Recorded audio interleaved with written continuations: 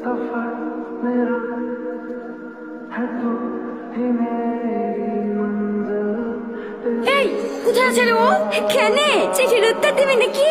হ্যাঁ দেবো। এই চত অনেক হয়েছে। এই ওঠ, তোর সাহস কি করে হয় আমাকে চিঠি দিয়া? কিসের চিঠি? ওরে বাবারে, জানে ভাজা মাছটা উল্টি খেতে জানে না। এই এটা কি? এটা তো আমারই, তুই কোথায় পালি? এই সালমা, তোর কোনো দোষ নাই, আমার কথাটা তো শোন। তুই চুপ কর। সালমা, আমার কথাটা তো শোন। খবরদার, তোর এই নোংরা মুখে আমার নাম উচ্চারণ করবি নি। তোকে আমার বন্ধু বাড়িতেও ঘৃণা লাগছে। সরি রে, আসলে তোকে আজ এত অপমান সহ্য করতে হলো। আমি তোর ব্যাগ থেকে চিঠিটা লিখে সালমাকে দিয়েছিলাম। ভেবেছিলাম সালমা তোকে অনেক ভালোবাসে, কিন্তু না, তুই পারলে আমাকে ক্ষমা করে দিস।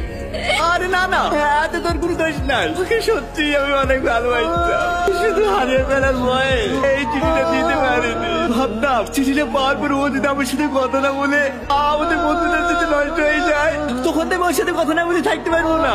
সেই ভয়ে চিঠিটা দিইনি, আর সেটাই হলো। এখন হাজার বার চেষ্টা করলেও ওর সঙ্গে আর কথা বলতে পারবো না।